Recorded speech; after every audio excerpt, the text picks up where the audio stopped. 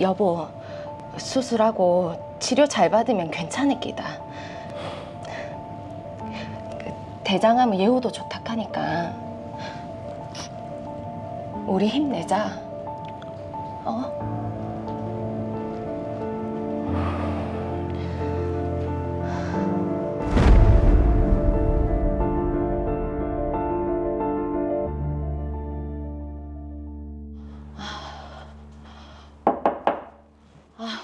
여보, 아직 멀었나? 아, 왜? 아휴, 화장실 들어간 지 30분이 지났는데 아니 안 나오고 뭐하노? 아침 먹고 출근해야지.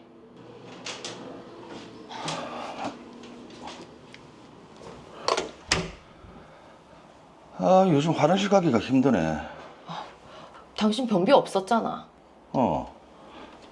근데 요즘 헛배가 부른데 잘 안 나온다. 한 번씩 보면은 피도 좀 나오는 것 같고. 뭐 피가? 변비라서 그렇겠지 뭐. 당신 대장 내시경 받은 지 얼마나 됐노? 재작년인가 검사했잖아. 없던 변비도 생기고 이거 아무래도 이상하다. 그 대장 내시경 검사 한번 받아보자. 근데 검사했을 때는 깨끗했는데. 그래도 오늘 당장 병원 예약해라. 알겠다. 아휴, 아침 먹자. 그렇게 남편은 동네 내과에서 대장 내시경 검사를 받았습니다. 아무 이상이 없을 거라 믿었지만 조직 검사 결과 종양이 점막 근육층까지 침범한 상태로 결장암이라는 진단을 받았습니다. 예, 알겠습니다.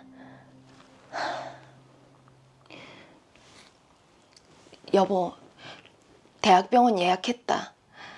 수술하고 치료 잘 받으면 괜찮을 거다. 너무 걱정하지 마라. 대장암은 예후도 좋아서 완치율이 높단다. 당신이 힘을 내서 치료 잘 받아야지. 어? 알겠다.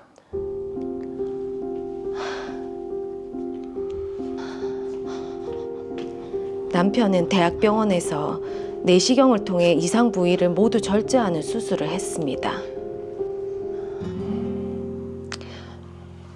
여보, 수술 잘 끝났다 하더라. 종양도 깨끗하게 제거됐고. 다행이네. 몸은 좀 어떻노? 괜찮다. 의사 선생님이 초기라서 치료만 잘 받으면 된단다. 그래. 그나저나 병원비는 없잖아. 아픈 사람이 병원비 걱정은. 당신 보험 들어놓은 것도 있고. 일단은 아무 걱정 말고 회복에만 신경 써요.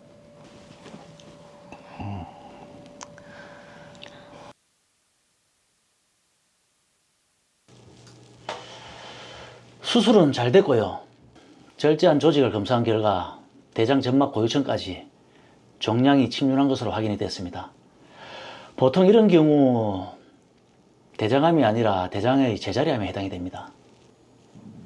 다른 데 전이되거나 그렇진 않고요. 다행히 전이된 데는 없고요. 제자리암이라는 게 암이 갓 발생해서 침륜 활동을 시작하기 전이나 미미한 수준에 그치는 것을 말하거든요. 병기로 따지면 한 연기쯤 해당이 됩니다. 그나마 초기에 발견해서 정말 다행입니다. 감사합니다. 남은 치료 잘 받으시고 추적 관찰 잘 하시면 될 것 같습니다. 감사합니다. 그나마 정말 다행입니다. 아유, 검사를 잘 받으셨네요.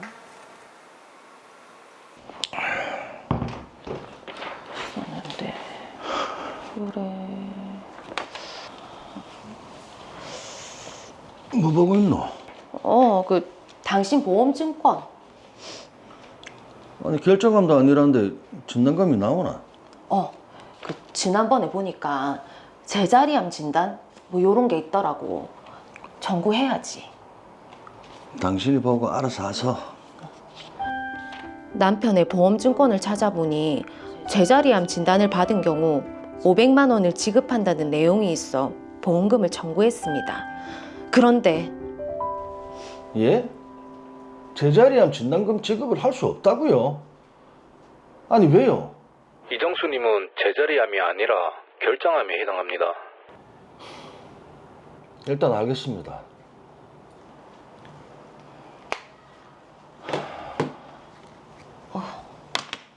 여보, 와. 보험사에서 뭐라 하는데 제자리암이 아니라고. 그렇다네. 결장암에 해당돼서 제자리암 진단금을 줄 수가 없단다. 그럼 암 진단금이 나오나? 아니, 이 보험 계약도 무효란다. 왜? 이 보험을 가입을 하고 90일 이내에 결장암 진단을 받아서 무효고 보험금도 지급할 수 없단다. 아니 이게 무슨 말이고, 병원에서 제자리암이라고 진단을 했는데 뭐 이런 경우가 다 있노? 그러게. 황당하네, 황당해.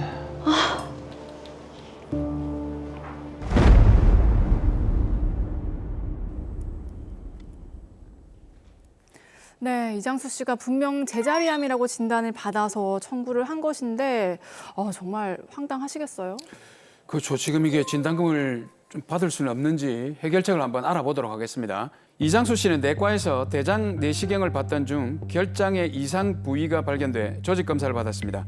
검사 결과 종양이 점막 근육층까지 침범한 상태로 결장암이라는 진단을 받았는데요. 이후 대학병원에서 내시경을 통해 이상 부위를 모두 절제했습니다. 그런데 대학병원에서 절제한 조직을 검사한 결과 대장 점막 고유층까지 종양이 침윤한 것으로 확인했고, 이는 대장암이 아닌 대장의 제자리암에 해당한다며 제자리암 진단을 내렸습니다. 이후 이장수 씨는 제자리암 진단금을 청구했지만 보험사에서는 이장수 씨는 결장암에 해당한다고 하면서 가입 후 90일 이내에 암 진단이 있었기 때문에 보험 계약이 무효로 됐고 보험금도 지급할 수 없다고 합니다. 네, 지금 보험금을 못 받는 것은 물론이고요. 지금 보험 계약까지 무효로 됐다고 하니까 제대로 한번 따져보도록 하겠습니다. 자, 한세영 변호사님, 우선의 제자리암 좀 생소한데 이게 어떤 의미인가요? 네, 제자리암은 암세포가 특정 부위에서 발생했지만 주변 조직을 침범하지 않은 상태를 말합니다. 이 상태에서는 암세포가 성장해도 다른 부위로 퍼지지 않았기 때문에 상대적으로 치료가 쉬운 편인데요. 제자리암은 한국표준질병사인분류상 D00에서 D09까지 질병분류 코드로 구분이 됩니다. 네. 일반적으로 암은 한국표준질병사인분류상 C코드로 분류되는데요. 암보험에 있어서 제자리암 진단비 같은 경우에는 일반암 진단비 담보보다 금액이 많이 적은 편입니다. 물론 건강에 있어서는 제자리암인 것이 더 낫겠지만 보험금은 일반암 진단비가 훨씬 큽니다. 자, 제가 예전에 의료 프로그램을 또 잠깐 진행을 해서 기억이 나는 게 그 상피내암이라는 게 또 있더라고요. 이게 제자리암이랑 비슷한 건가요? 네, 상피내암은 제자리암과 매우 유사한 개념입니다. 상피 조직 내에서 발생한 초기 단계의 암을 의미하는데요. 세포가 비정상적으로 증식하지만 아직 상피를 넘어서지 않은 상태를 말합니다. 네. 둘 다 암이 시작되는 초기 단계로 암세포가 발생했으나 침투하지 않은 상태를 의미합니다. 하지만 상피내암은 상피 조직 내에 국한된 암을 좀 더 강조하는 용어이고 네. 제자리암은 주변 조직으로 침투하지 않았다는 것을 강조하는 용어로 볼 수 있습니다. 아까 그 드라마를 보니까 이 종양이 어디까지 침범했는지에 따라서 일반암인지 제자리암인지를 이렇게 구별을 하는 것 같은데 네. 그럼 이게 어디까지가 제자리암이라고 이렇게 정의를 내려야 되겠습니까? 네, 우선 대장 구조에 대해서 알면 이해가 빠를 텐데요. 대장 조직의 단면을 잘라서 보면 대장은 점막층, 점막하층, 고유근층, 장막층으로 나뉩니다. 여기서 점막층은 다시 상피세포층, 기저막, 점막고유층, 점막근층으로 나눌 수 있습니다. 네. 특히 이 사건과 같이 결장암에 대한 질병을 분류할 경우에 미국 합동암위원회 TNM 병기 체계와 세계보건기구가 정한 국제질병분류 체계가 있습니다. 서로 표현법이 좀 다르긴 하지만 보통 대장의 점막층에 암세포가 존재하는 경우 이를 제자리암으로 보고 점막층을 넘어서 점막 하층까지 침범된 경우 결장암이라고 보고 있습니다. 자, 그렇다면 지금 이장수 씨의 경우도 의사가 이 분류 체계를 기준으로 진단을 내렸을 거잖아요. 네, 그렇지만 의사들마다 견해가 모두 같은 것이 아닙니다. 오. 대다수가 점막 내에 있는 암을 상피내암으로 분류해야 한다고 하지만 일부 의사들은 점막 내에만 암세포가 존재하는 경우도 이를 결장암으로 진단할 수 있다고 합니다. 네. 기준이 통일되지 않은 것입니다. 자, 기준을 정했는데 이게 통일되지 않았다는 거는 왜 그런 겁니까? 어떤 내용인가요? 네, 과거 대장 관련 학회에서 작성된 대장암 취급 지침서에 따르면 점막 내에 있는 암종이라도 제1기 대장암으로 분류한 바가 있습니다. 또 한국표준질병 사인 분류에 기재된 용어에 의할 경우에 상피 내에 존재하는 비침륜성, 비침범성인 신생물의 경우만 상피 내 암종에 해당하는데요. 암종이 상피를 넘어 기저막을 뚫고 점막 고유층에 침륜한 점막 내 암종의 경우에는 이미 이러한 행동 양식을 갖고 있지 아니할 뿐만 아니라 절제하지 않고 방치할 경우에 점막 하층 조직과 근육층 등을 침륜하고 다른 부위로 전이할 수 있다는 점에서 악성의 행동 양식을 갖고 있으므로 제자리암이 아닌 결장암으로 분류하는 것이 그 용어의 충실한 해석이라고 볼 수 있습니다. 야, 이제 설명을 들어도 뭐 점막 뭐라고요? 하여튼. 근데 중요한 건 실제 사례입니다. 이런 실제 사례들이 있긴 있습니까? 네, 있습니다. 과거 이와 관련해서 결장의 점막 내에 존재하는 암종에 대해서 결장암으로 보아야 하는지 아니면 상피내암으로 보아야 하는지 다툼이 되어서 법원이 판단한 사례가 있습니다. 네. 해당 법원 역시 앞서 제가 말씀드린 부분을 언급하면서 여기에 더해 보험약관이 TNM 병기 분류법을 인용하지 않고 한국표준질병사인 분류의 기준과 용어만을 인용하고 있는데 한국표준질병사인 분류는 점막 내 암을 모두 상피내암이라 명시하고 있지 않으므로 점막 내에 존재하는 암종도 결장암이라 분류하는 해석도 합리성이 있다고 보았습니다. 자, 그래서 결론적으로 법원은 어떤 판단을 내렸습니까? 네, 우리가 약관 해석할 때는 여러 가지 원칙을 적용해서 해석을 하는데요. 그중 약관규제법이 정하고 있는 작성자 불이익의 원칙이라는 것이 있습니다. 약관이 불명확해 여러 가지 해석이 가능하고 각 해석마다 객관성과 합리성이 인정된다면 고객에게 유리한 해석을 적용해야 한다는 것입니다. 네. 앞서 말씀드린 판결은 이 원칙을 적용했는데요. 재판부는 점막 내에 존재하는 암종도 악성 신생물로 분류되는 질병인 암으로 보는 해석도 가능한데 이렇게 여러 가지 해석이 존재하는 경우에는 고객에게 유리한, 즉 보험금이 더 큰 결장암으로 보는 해석을 적용해야 한다는 것입니다. 네. 자, 그럼 궁금한 게 이장수 씨의 경우는 어떻게 봐야 될까요? 네, 이장수 씨의 사례에 대해서 설명하기 전에 미리 조금 더 알아야 하는 약관 규정이 있습니다. 요거 좀 중요한 것 같은데 그 약관 규정이 어떤 겁니까? 네, 보통 암보험 약관을 살펴보시면 일반적으로 보험 계약일로부터 암보장 개시일 전일 이전의 암으로 진단 확정된 경우에는 보험 계약이 무효로 된다고 정하고 있고 네. 암보장 개시일은 보통 계약 후 90일로 정해두고 있습니다. 오. 쉽게 설명해 드리면 보험 가입하시고 90일 내에 암 진단을 받으면 보험 계약이 무효로 된다는 것입니다. 네. 보험 계약이 무효이니까 보험금도 당연히 지급받지 못하게 되는 것입니다. 자, 드라마에서도 보험사가 이제 그렇게 주장을 했는데 그런데 이 약관 규정이 왜 필요한 건가요? 드라마 사례를 보시면 이장수 씨가 동네 내과에 가서 대장 내시경 시술을 받던 중에 결장에 이상 부위가 발견돼서 조직 검사를 받았습니다. 네. 조직 검사 결과 종양이 점막 근육층까지 침범한 상태로 결장암이라는 진단을 받았는데요. 보험 가입 후 아직 90일이 지나지 않은 것이었습니다. 그래서 보험사가 위 약관 규정을 들어서 보험 계약이 무효이고 따라서 보험금을 지급할 수 없다고 한 것입니다. 처음 간 병원에서 결장암 진단을 받아서 이제 그런 건데, 자, 그럼 보험 가입 후 90일이 지나지 않았는데 암 진단을 받으면 이게 무조건 무효가 되는 건가요? 꼭 그렇지는 않습니다. 보험 가입 후 90일 이내에 암으로 진단받으면 보험이 무효로 된다는 규정에서 기타 피부암, 갑상선암, 경계성 종양, 제자리암은 제외됩니다. 따라서 만약 이장수 씨의 병이 결장암이 아니라 제자리암이었다면 90일 이내에 진단되었다고 하더라도 보험 계약은 유효하고 네. 이장수 씨는 제자리암 진단금을 받을 수 있는 것입니다.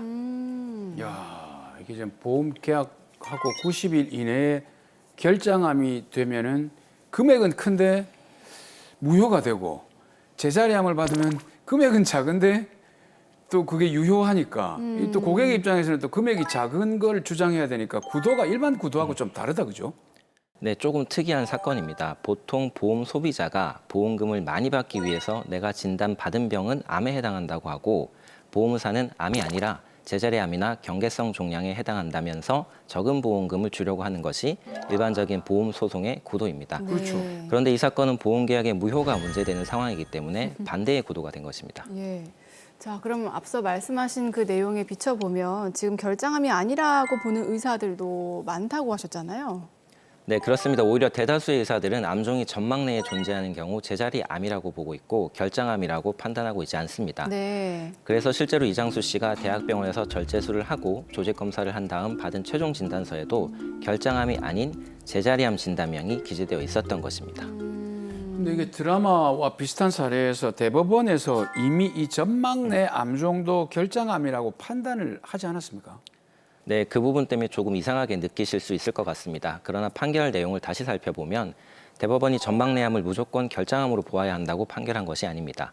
대법원이 해당 사건에서 환자의 질병을 결장암으로 볼 수 있다고 판단한 것은 약관의 해석론에 의한 것입니다. 네. 약관을 해석해 봤을 때 대장 전막내암도 결장암으로 해석하는 것이 가능하니 고객인 보험 소비자에게 유리하게 결장암으로 보아야 한다고 판결한 것뿐입니다. 자, 그렇다면 이장수 씨의 경우에는 어떻게 봐야 될까요? 이게 결장암으로 봐야 되는 건지 아니면 제자리암으로 볼 수 있는 건지 어떻습니까?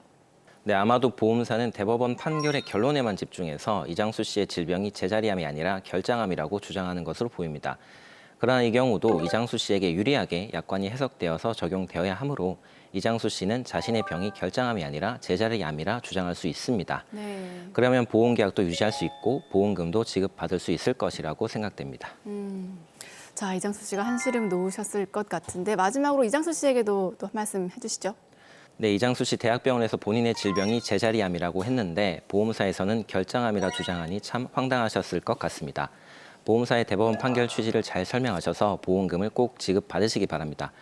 그리고 보험계약 잘 유지하셔서 혹시 그러면 안 되겠지만 나중에 재발돼서 결국 암까지 진단되셨다면 그때는 암진단금도 잘 지급받으시기 바랍니다.